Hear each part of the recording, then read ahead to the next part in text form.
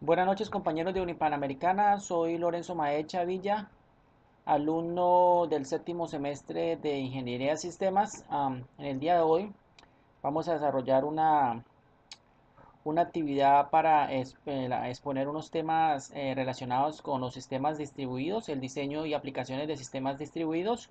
Vamos a hablar sobre los modelos de comunicación a partir de los cuales se puede diseñar y construir un sistema distribuido. Vamos a hablar sobre el modelo distribuido basado en la obtención de servicios en arquitectura cliente-servidor. Y finalmente vamos a hablar sobre el protocolo de comunicaciones basado en el paso de mensajes. Entonces tengo la siguiente presentación. Esta presentación no es de mi autoría, pero la adapté. Al final del video voy a poner las referencias de donde la tomé. Es una muy buena presentación, es muy concisa y nos servirá para el desarrollo de nuestra explicación. Entonces, vamos a comenzar. Diseño de aplicaciones de sistemas distribuidos, comunicación en sistemas distribuidos del cliente-servidor al modelo objetos. En nuestra agenda vamos a hablar sobre una introducción a los sistemas distribuidos, después el modelo cliente-servidor, después las llamadas a procedimientos remotos o RPC y finalmente el modelo objetos distribuidos. La introducción, las comunicaciones en sistemas distribuidos. La comunicación en los sistemas distribuidos sigue fundamentalmente dos patrones que son los siguientes. Tenemos el modelo cliente-servidor, que es el modelo antiguo, donde existe un cliente que hace solicitudes o peticiones a un servidor y el servidor las procesa y envía la respuesta. Y tenemos la de difusor de escucha, donde tenemos un difusor, el cual envía información a una serie de receptores, los cuales la procesan. La comunicación en sistemas distribuidos, cliente-servidor, la comunicación se inicia por un proceso donde el cliente realiza una petición a otro proceso llamado servidor, el cual responde. Puede seguir diversos modelos. Tenemos la basada en mensajes o sockets. Tenemos la basada en llamadas de procedimientos remotos o RPC, Remote Procedure Calls, o la basada en invocaciones de objetos remotos, que es como la que se hace en Java o en Corbat. Tenemos ahorita la siguiente, que es la difusión a grupos, que la comunicación se inicia por un proceso difusor que envía una información a un grupo de procesos de escucha. Entonces vamos a hablar sobre el modelo cliente-servidor. El modelo cliente-servidor está basado en asociar un proceso servidor a los recursos que requieren compartirse o hacerse visibles a otros nodos. Existen procesos con dos patrones de comportamiento diferenciados. Tenemos los servidores y tenemos los clientes. Los servidores son los que gestionan un recurso y ofrecen servicios relacionados con este a otros procesos. Estos servidores reciben peticiones de los procesos clientes vía mensajes o sockets, las ejecutan en su nombre y devuelven una respuesta. Los clientes, por otra parte, formulan peticiones de servicio a los servidores.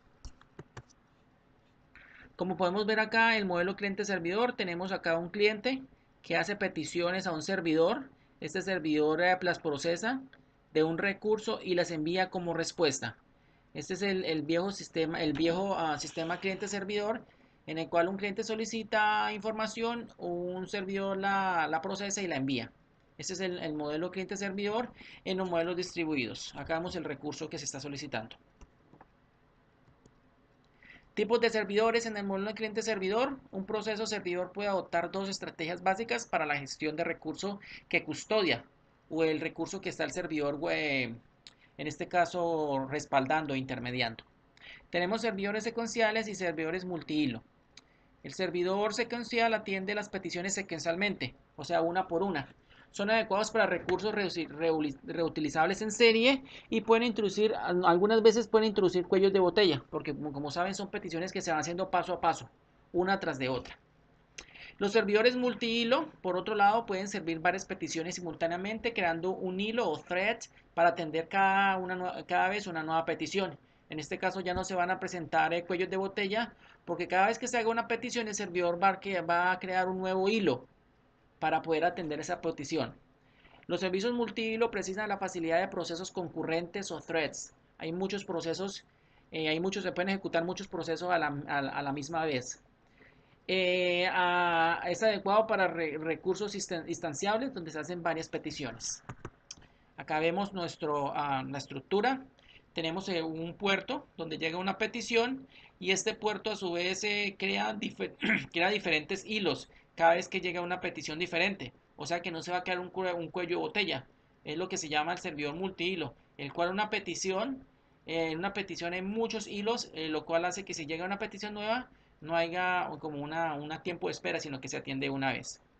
Tenemos acá el distribuidor, el dispatcher, que es el que distribuye la información de las peticiones, y un hilo dedicado por cada petición. Por cada petición que se hace al puerto, se crea un hilo nuevo. Servidores concurrentes, tenemos el modelo UNIS, no se crean hilos para atender las peticiones, sino nuevos procesos con for. En los servidores concurrentes lo que se hace es que se crean solo que se crean nuevos procesos cada vez que se hace una petición. Acá vemos, por ejemplo, un servidor FTP que en su puerto le hacen una solicitud. Él lo que hace es crear nuevos procesos hijos, los cuales con su correspondiente puerto para poder resolver las peticiones que él recibe. Tenemos el sistema de mensajes en el modelo cliente-servidor. Para realizar una aplicación cliente-servidor es necesario disponer de un sistema de mensajería entre los procesos, o en otras palabras, un nivel de transporte. En este caso vamos a hablar ya de la parte de la comunicación que se realiza entre cliente y servidor cuando se hacen las solicitudes de los clientes al servidor. Existen dos modelos básicos de servicio de mensajería. Tenemos uno que es comunicación orientada a conexión y la comunicación sin conexión o datagrama. Como ya ustedes saben, en el modelo OSI hablábamos de conexiones orientadas a conexión y hablamos de otros tipos de conexiones, en este caso que era la TCP/IP, que es un tipo de comunicación orientada a conexión, y tenemos la de sin conexión o datagrama como la UDP, que es una conexión que no es orientada a conexión. También tenemos la parte de la interfaz de los sockets, que la cual vamos a hablar un poco más adelante cuando estemos hablando de Java. Ok, comunicaciones y sistemas distribuidos. El siguiente punto, las llamadas a procedimientos remotos. Aquí ya vamos a ver algo un poquito más complejo. Vamos a hablar sobre el concepto de RCP o Remote Procedure Call. Se llama la llamada de procedimiento remoto. Es una forma de comunicación en sistemas distribuidos basada en el extender el uso de llamadas a procedimientos para invocar servicios sobre objetos o recursos remotos en lugar de mensajes. En vez de aquí ya de enviar mensajes, lo que se hace son invocar procedimientos remotos a los recursos en lugar de mensajes. Las características básicas de Remote Procedure Call: oculta sistema de mensajes, hace transparente su uso y hace transparente la invocación de los servicios locales y remotos. Entonces vemos acá el concepto, es que me da una llamada por procedimiento. Tenemos un cliente que lo que hace es invocar un procedimiento y este a su vez responde. Tenemos acá un esquema, una llamada de procedimiento remota. Tenemos acá un cliente que hace una petición a un servidor, lo que hace es invocar un servicio y esta belleza a su vez lo que hace es devolver ese procedimiento al cliente. Acá vemos el método steps, en el cual el procedimiento toma diferentes diferentes caminos para la comunicación, pero lo que hace el cliente lo que es crear un procedimiento interno, el cual se envía y se empaqueta hacia el servidor, el cual hace el desempaquetado, procesa el procedimiento y lo vuelve a enviar al cliente y se vuelve a realizar el procedimiento de desempaquetado para que el cliente lo pueda analizar. Acá vemos otra vez cliente servidor con la llamada de los procedimientos. Aquí también ve lo mismo. Ahora vamos a hablar del concepto de STAP, función de biblioteca que oculta el sistema de mensajes y proporciona a la comunicación remota una semántica de llamada a procedimiento. Este es un procedimiento remoto en el nodo del cliente, una misma interfaz.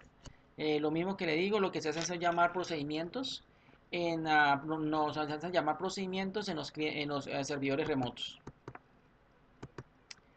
Lo que es este Remote Procedure Control lo que hace es utilizar un sistema empaquetado de parámetros, lo que hace crear empaquetar los parámetros y enviarlos, como se envía la información utilizando el modelo TCP/IP. Se empaqueta en datagrama la información y llega a un punto al otro donde se empaqueta y se analiza. Finalmente vamos a hablar sobre el modelo de objetos distribuidos, que es otro tipo de comunicación.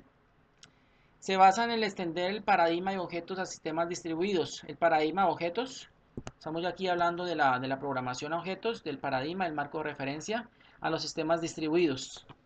Los objetos conforman los objetos como forma de encapsular los recursos, los objetos como unidad de distribución, la partición de una aplicación y su distribución a base de objetos. La comunicación remota es basada en invocaciones a métodos de objetos. Aquí ya lo que se hace es que un objeto hace una invocación a los métodos de un objeto.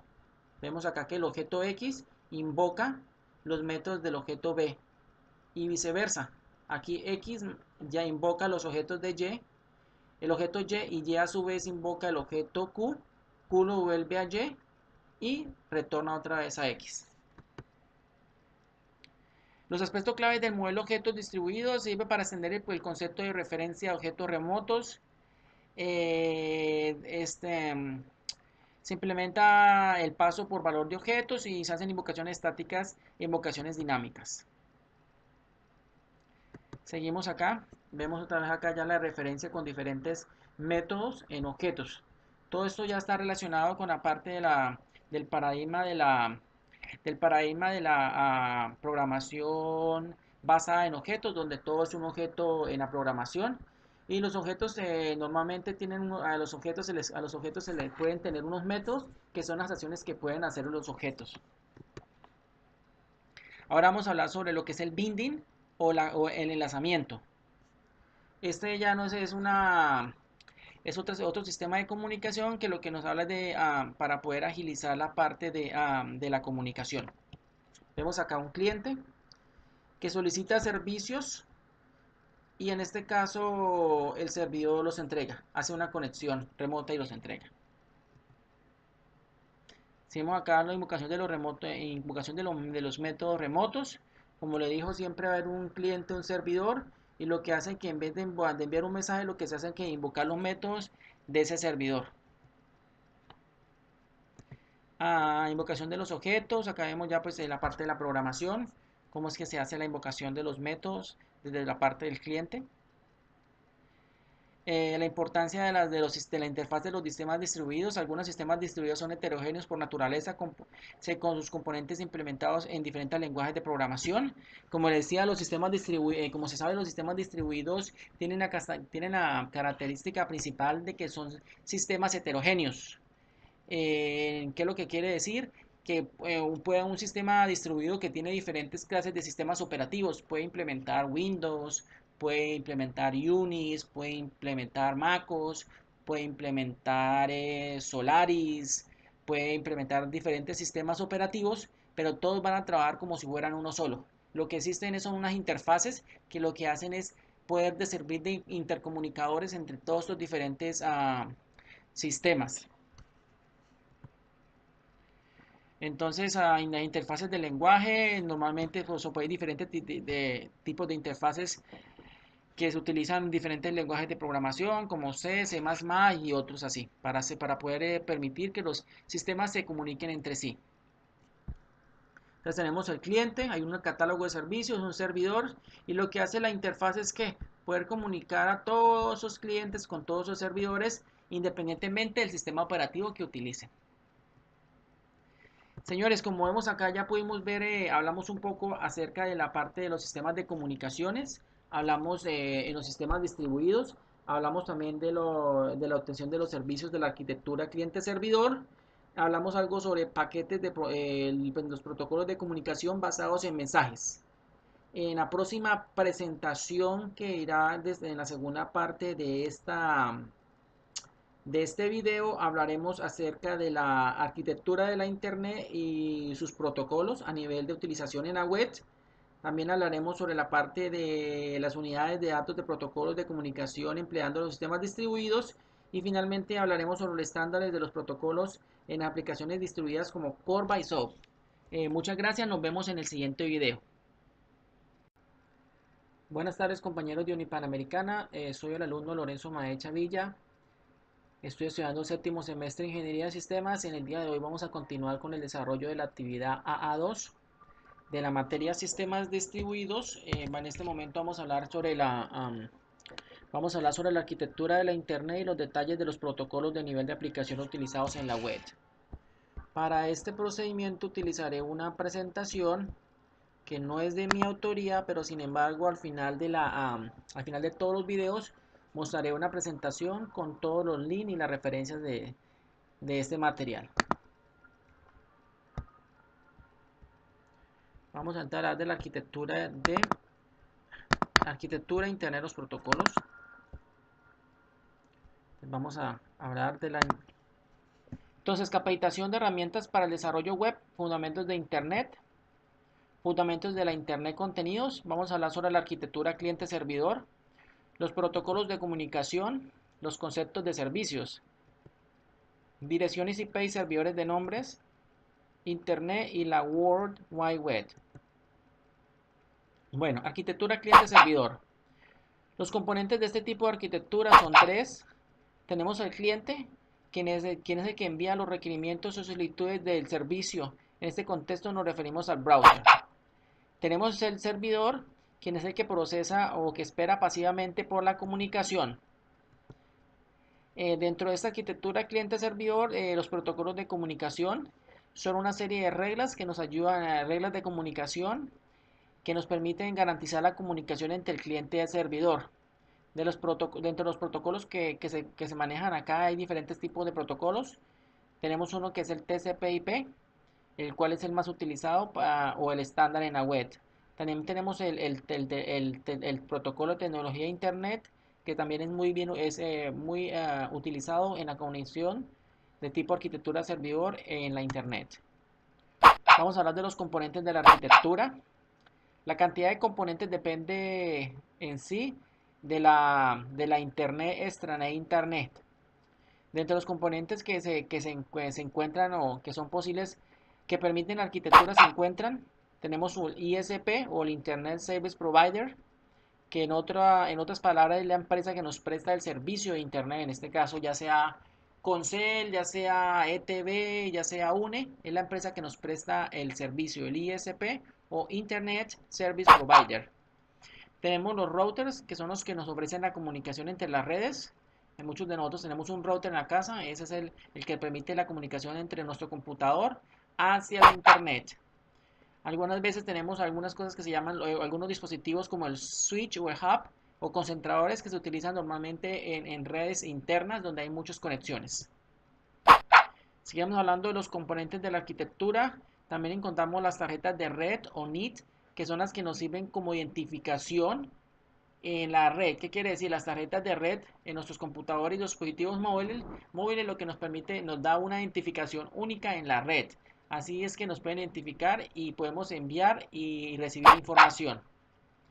Hablamos del cableado necesario. En este caso se puede hablar de conexiones alámbricas, ya sea cable coaxial, ya sea cable UTP o fibra óptica o en los últimos años tecnología inalámbrica o wireless. Vamos a ver aquí el funcionamiento de la arquitectura cliente-servidor. Vemos acá un computador cliente que está conectado a un hub y este hub está conectado al router. Esta comunicación pasa a través de un firewall, que es el que nos ofrece normalmente a veces nuestro antivirus, o tenemos un firewall que es un hardware. Esta comunicación va directamente a lo que les decía que es el ISP, que es el Internet Services Provider, en este caso la empresa que nos presta el servicio. La comunicación de este computador viaja directamente a la Internet y ahí pasa ¿a dónde? Al servidor, que es el que resuelve la información y nos envía de vuelta la información de la solicitud que pedimos. Esta es la forma en que se trabaja la parte cliente-servidor en la web. Ahora vamos a hablar de algunos de los protocolos que se utilizan en la capa de aplicación. Entonces, les voy a mostrar algo acá. Vamos acá a hablar. Para aquellos que no se acuerdan, hay unas capas que nos permiten la comunicación entre los computadores. Un sistema de capas, que es el modelo OSI, en el cual trabaja por medio de encapsulación de la información. Tenemos la capa más básica, que es la capa a nivel físico, y vamos subiendo hasta la capa más alta o la capa de nivel de aplicación. En esta capa a nivel de aplicación lo que en sí encontramos son los servicios de la red o las aplicaciones con las cuales nuestros usuarios o nosotros tenemos directa conexión. Entonces vamos a hablar de los protocolos que se utilizan en el nivel de aplicación, o sea, la capa que está más cerca al usuario. Dentro de esos servicios vamos a hablar de diferentes tipos de protocolos. Vamos a hablar del FTP, DNS, DHCP, HTTP y todos estos que los veremos más adelante. Sin embargo, vamos a volver a la presentación para continuar con nuestra explicación.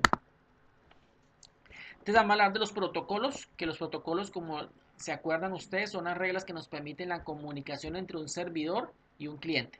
Vamos a hablar del TCP/IP, el HTTP y el FTP. ¿Qué es el TCP/IP? Es una serie de protocolos la cual nos permite la comunicación en la red. Es el protocolo que se utiliza para poder comunicar los computadores en la internet. Tenemos algo que se llama el HTTP o el Hypertext Transfer Protocol, que en sí es el protocolo de transferencia de archivo de hipertexto, de vínculos de hipertexto. Como nosotros sabemos, cuando utilizamos una página web, lo que hacemos es ir directamente a vínculos. Un vínculo nos envía un vínculo y ese vínculo nos puede enviar otro vínculo. Lo que estamos es que yendo de vínculos en vínculos. Eso se maneja a través de este protocolo, el HTTP. Tenemos el protocolo, como sabemos, este protocolo es el más usado por la World Wide Web o la Internet. Tenemos otro tipo de protocolo que es tenemos el FTP o File Transfer Protocol. Este protocolo se utiliza para la transferencia de archivos entre computadores. Se puede enviar información a archivos utilizando este protocolo. Acá lo vemos, un protocolo de transferencia de archivos. Estos dos protocolos ambos pertenecen a los protocolos de la capa aplicación o la capa en la cual los usuarios tienen más contacto o la más cercana a ellos. Vamos a hablar sobre los usos del HTTP o el Hypertext Transfer Protocol. Este nos permite la comunicación entre un cliente y un servidor en la web. Estamos hablando de eso. Este está basado en intercambio de texto. Lo que se hace es intercambiar ¿qué? El texto o información a través de la red. Se utiliza una comunicación de tipo de comandos, línea de control por medio de comandos de enviar y recibir. Seguimos hablando de los usos del Hypertext Transfer Protocol. Lo utilizamos para líneas de control o contenido para transferencia de información o archivos o envío y recepción de información. Ahora vamos a hablar de otro tipo de protocolo que es el File Transfer Protocol o el protocolo de transferencia de archivos. Este protocolo principalmente se utiliza para la transmisión de archivos en forma de texto y binaria. Esta fue una de las primeras formas en que se pudieron enviar archivos de un computador a otro a larga distancia. Se envía texto e información binaria. Este tipo de protocolo utiliza lo que se denomina un servidor FTP y un cliente. El servidor FTP es un computador que está ofreciendo un servicio FTP y está esperando que los clientes le soliciten información. Y entonces el cliente envía la solicitud y el FTP sirve la información que el cliente le sirve la información que el cliente le solicita. Ese tipo de protocolo el único tipo de seguridad que utiliza es la autenticación de usuarios. Hay que tener en cuenta que el FTP, la información viaja a través de la red en forma plana, en texto plano. ¿Qué quiere decir? Que si alguien captura los paquetes que están viajando de FTP, los puede descifrar y ver la información que tenemos. El FTP no ofrece ningún grado de encripción de la información cuando se está viajando a través de la red. Hablamos de esto por las consideraciones de seguridad. Ahora vamos a hablar de qué es un servicio. En sí, un servicio es un proceso que utiliza recursos de máquina. Entonces, cuando hablamos de que un computador tiene servicio, lo que estamos hablando es que hay un proceso en el cual el computador lo está ofreciendo y este proceso consume recursos de máquina, que en sí son ¿qué? Memoria, almacenamiento y procesador.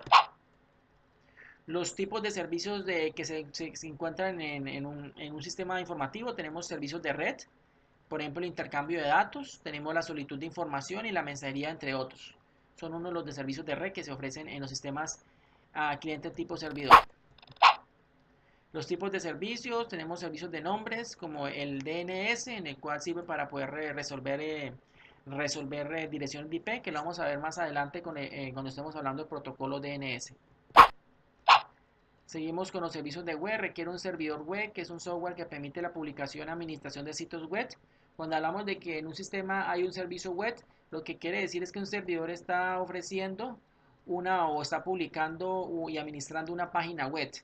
Cuando vamos a nuestro computador y cliqueamos sobre un navegador, ya sea Mozilla o Firefox o Internet Explorer, www.google.com, lo que estamos haciendo es haciendo una solicitud de una página web a un servidor que se llama un servidor localizado en la internet que está alojando esta página que es la de Google. Lo que hacemos es solicitar y el servidor nos envía la petición.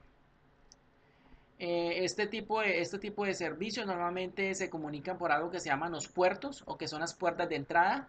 Y para cada puerta de entrada de comunicación de cada protocolo hay un número asociado. En este caso, para los servicios web, el puerto asociado es el 80. Se pueden utilizar otros, pero el 80 es el más recomendado. Ahorita hablamos de las URLs o las Uniform Resource Locators, que en sí son las direcciones que tienen las páginas con nombres. Lo que hace esto nos permite identificar recursos en la red. Normalmente todos los dispositivos en la red están identificados con una dirección IP, que está compuesta por 4 números, por 4 partes, y cada parte está compuesta de 3 números. Por ejemplo, 172.23.20.1. 4 partes y cada uno tiene un número que va de 3 cifras. Pero es muy difícil para nosotros los humanos poder, siempre que vamos a navegar, introducir en nuestro navegador esa dirección. Lo que hacemos es que poner la dirección, el nombre de la página, por ejemplo Google.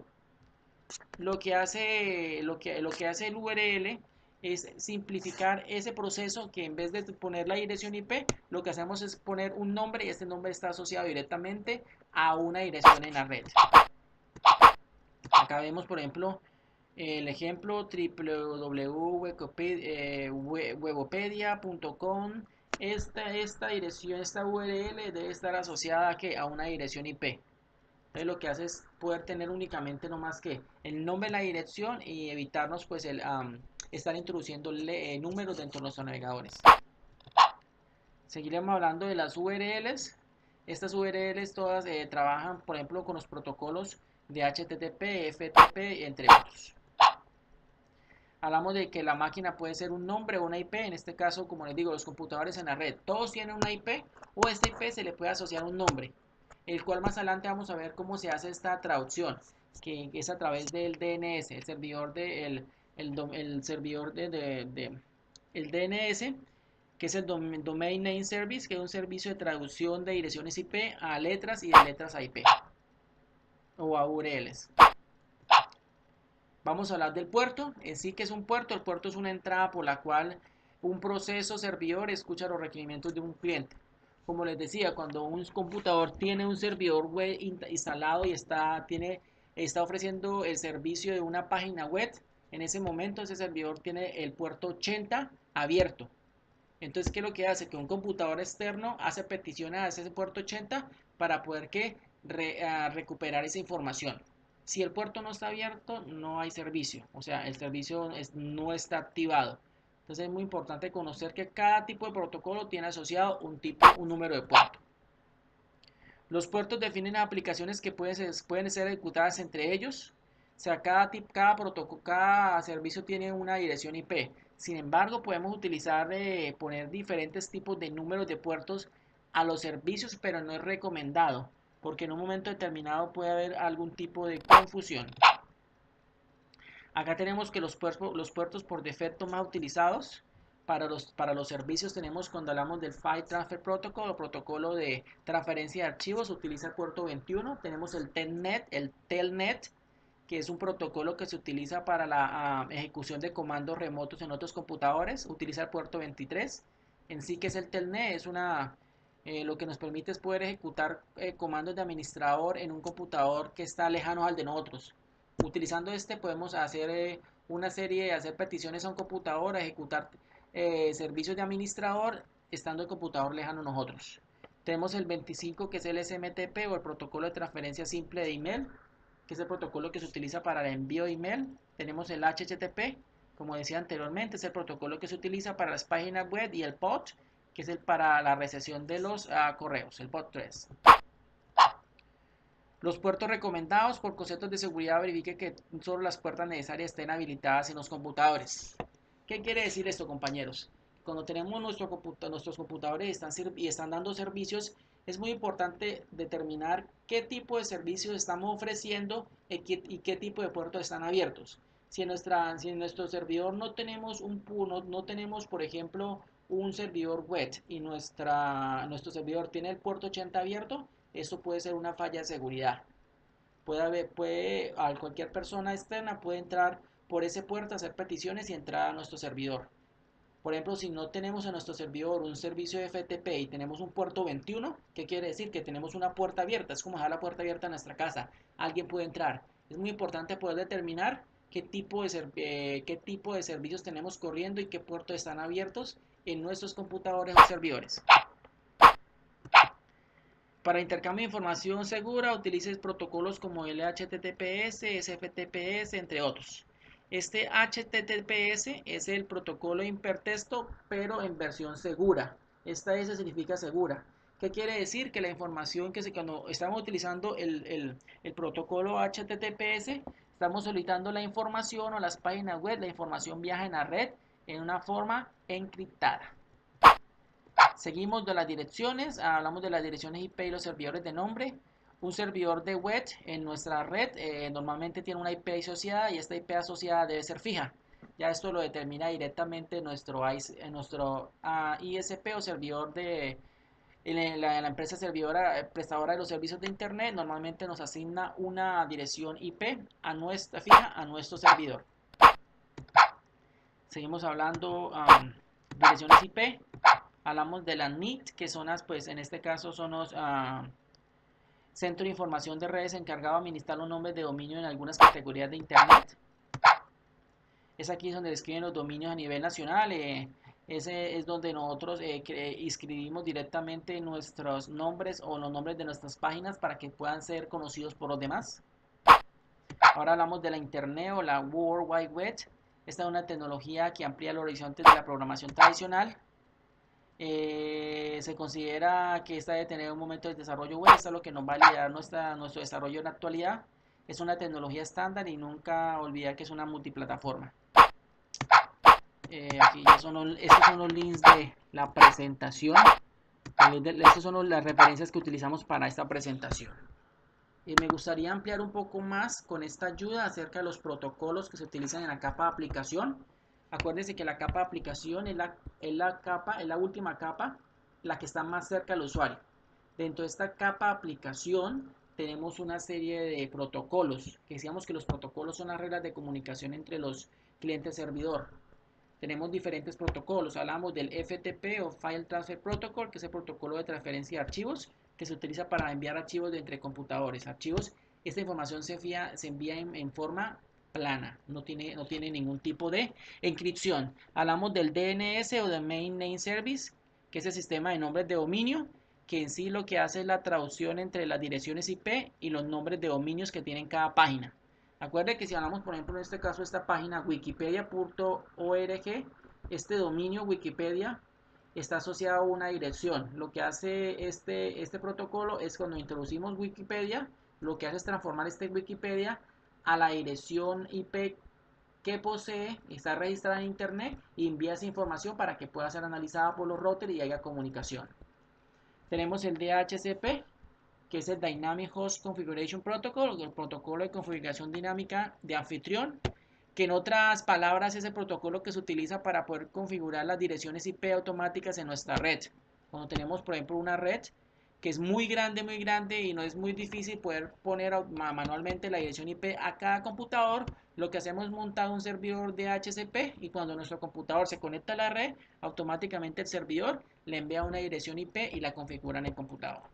Tenemos el HTTP, que decíamos que era el protocolo de transferencia de hipertexto, que es el que utiliza las páginas web. Tenemos su variante, que es el HTTPS, o el protocolo de transferencia de archivos, pero en forma segura, donde la información de los hipertextos viaja encriptada. Tenemos el POC, que es el protocolo de recuperación de correo electrónico, que es para recuperar el correo electrónico que se nos envía. Tenemos el SMTP, que es Simple Mail Transfer Protocol, que es un protocolo que se utiliza para el envío de los mensajes, de los emails de nuestros computadores. Tenemos el SSH, que es el Secure Shell.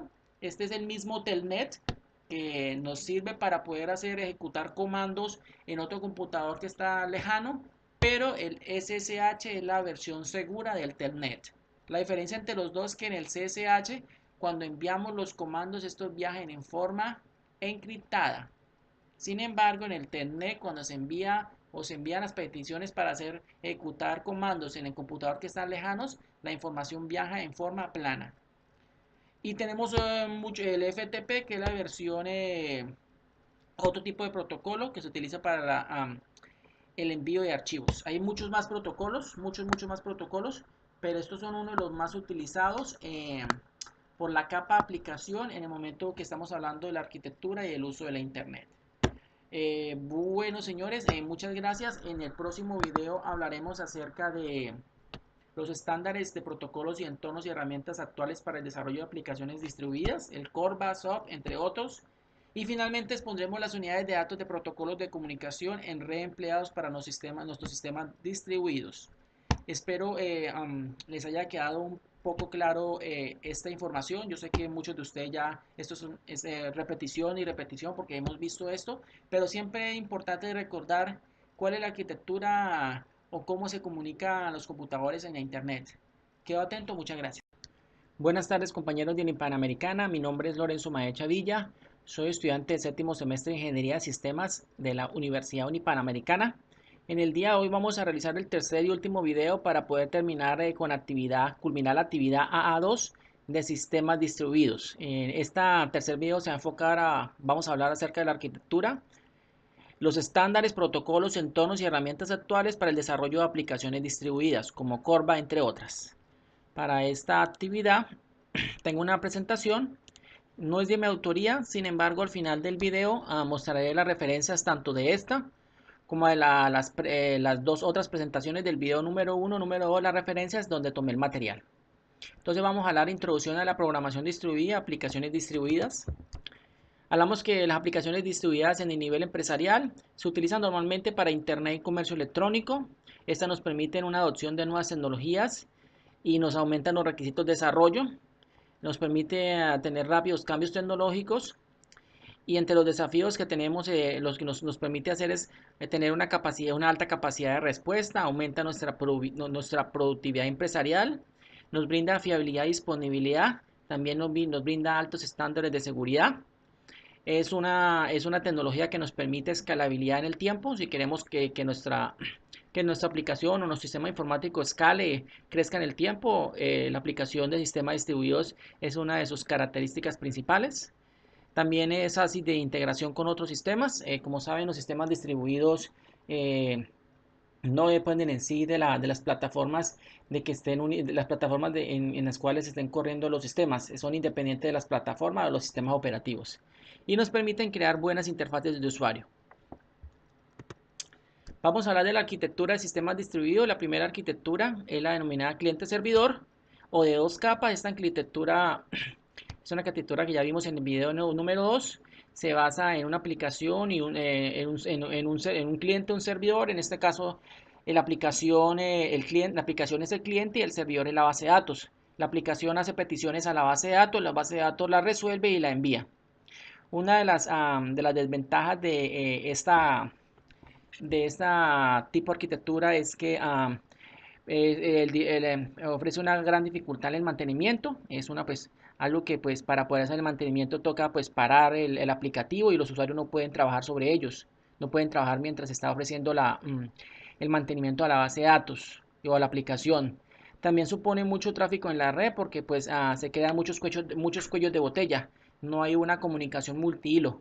Entonces no es como otros tipos de arquitecturas que nos ofrecen multihilo, que no importa las peticiones o los números de ser clientes que estén haciendo la solicitud.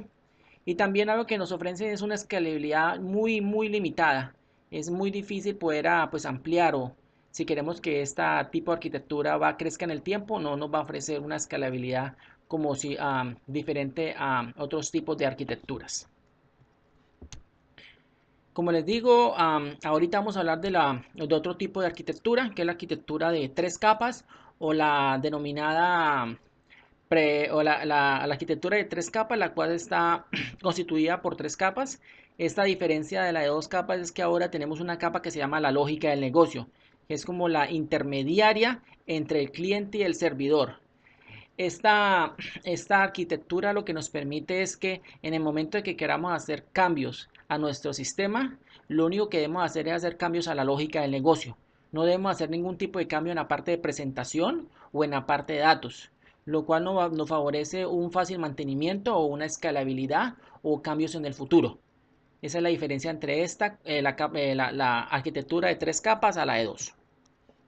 Ahora hablamos de la arquitectura de n capas o arquitectura de más de cuatro capas. En esta encontramos ya que tenemos, además de la lógica de presentación, tenemos un navegador. Entonces contamos con un navegador, una lógica de presentación, una lógica de negocio y unos datos. En este caso, como podemos ver, la lógica de presentación está representada por un servidor web. La lógica de negocio está representada por un servidor de aplicaciones. Y tenemos unos datos o un servidor con un navegador. Estas arquitecturas son, por ejemplo, las que utilizamos cuando estamos navegando en la web. Lo que hace esta arquitectura es separar la lógica de la presentación de interfaz del usuario.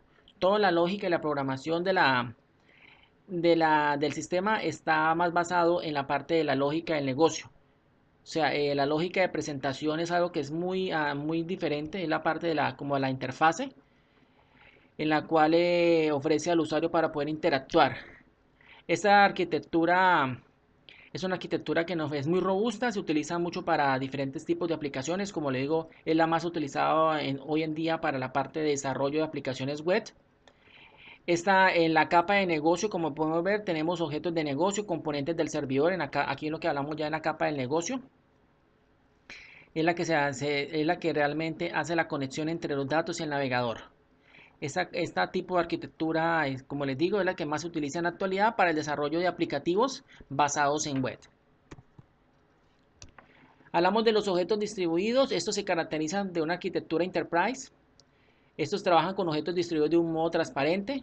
Ya hablamos aquí de que llevamos la parte de sistemas distribuidos al paradigma de la programación orientada a objetos, donde cualquier cosa en cualquier componente en cualquier elemento o en la programación orientada a objetos es un objeto.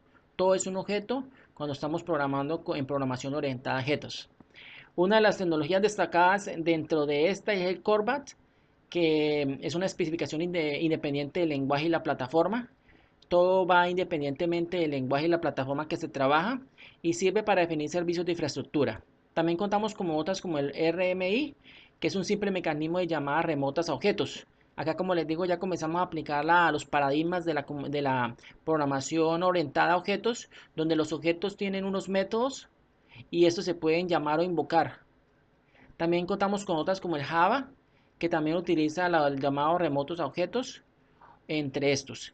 Este tipo de objetos distribuidos se debe tener un fundamento se debe conocer muy bien la parte del paradigma de la programación a objetos. Si no contamos con este conocimiento, será muy difícil poder comenzar a establecer un tipo de sistema distribuido basado en objetos distribuidos. Hablamos ahorita del middleware orientado a mensajes. Este es un tipo del middleware, es como la plataforma que hace la mediación entre el cliente y el servidor.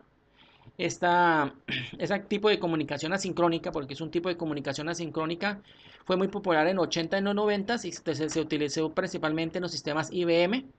Este lo que buscaba era la integración de aplicaciones y se basaba en el método de cola de mensajes. O sea, cada mensaje se respondía o se respondía de acuerdo a cómo llegaba. Muy bien, continuamos. Vamos a hablar de otro tipo de metodología que es XML, que es el intercambio de datos de Internet. Una de las características es que es simple, es independiente de la plataforma y del lenguaje de programación, es un estándar y que amplía la difusión. Se utiliza para la definición de estructuras complejas, nos ofrece descripción, validación y transformaciones y se integra con todos los sistemas. Son diferentes tipos de arquitecturas que se pueden utilizar para la realización de sistemas distribuidos. Ahora vamos a ver aquí, por ejemplo, la diferencia entre el XML y el HTML. Vemos que el HTML o los protocolos el lenguaje de programación que se utiliza en Internet para la parte de recuperación de páginas web o de adquisición de información de hipertexto, lo que hace es mezclar el contenido de datos con la presentación. O sea, en este HTML no hay una definición exacta de del contenido de datos con la presentación. Esto hace que sea difícil de procesar y no podemos consultar su contenido. El HTML está predefinido, lo que limita la definición de estructuras complejas. No podemos describir, validar o transformar los documentos. Es muy difícil hacerlos en el HTML. No podemos consultar su información y no nos permite distribuir la carga del procesamiento. O sea, el procesamiento, la carga en la parte de los procesos es muy difícil para poder distribuir esta. Para esto se creó el XML, que un lenguaje de marcado extensible, el cual es una extensión, una mejora a la HTML. Este reúne los siguientes requisitos es un lenguaje de intercambio de información que es simple, es independiente de la plataforma, no depende, como le digo, los sistemas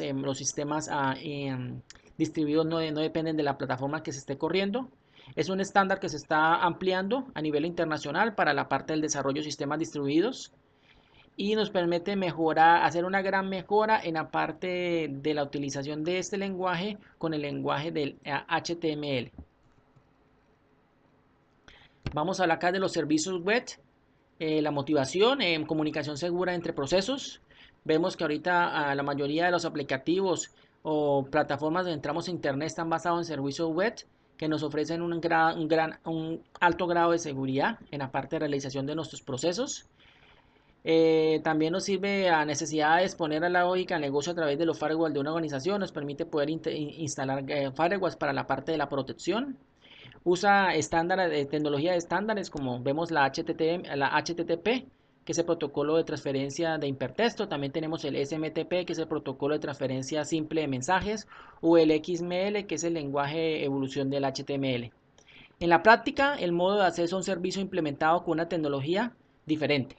Vemos acá nosotros los servicios web, los registros. Vemos acá el SOAP, que es el cliente, el web server, las interfaces, que lo que hacen en sí las interfaces o el middleware es ser el mediador dentro del cliente y el servidor. Lo que hace ser como el intérprete de las solicitudes que se hacen. Y acá vemos las diferentes plataformas, Corva, .NET y todas, o todas integradas a la misma vez. Seguimos, vamos de los servicios web en conclusiones. Resuelve un modo superficial de la comunicación segura entre procesos. No abarca todos los requisitos programados distribuidos. Las limitaciones de los servicios web es que los servicios web no tienen estado. No sabemos, eso es una dificultad que no sabemos en qué momento están arriba o no están arriba. No existe un modelo global de seguridad. Como está en desarrollo, pues no se existe como un estándar de seguridad planteado para poder protegerlos. Y entre otros. Aquí hablamos ya del Java 2 Enterprise, que es otro tipo de tipo de sistema distribuido. Vemos acá su estructura. Y ya con esto, señores, doy por concluido mi presentación. Este sistema distribuido es algo que es un poco complejo. Toca pues tener mucho conocimiento, pero traté de explicarlo de la mejor forma.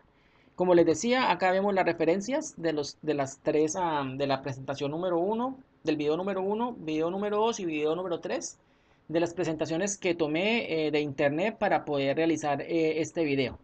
Quedo agradecido con ustedes, compañeros e instructor. Con esto concluyo esta actividad AA2. Quedo atento, señores, señor instructor, a recomendaciones y al feedback. Muchas gracias.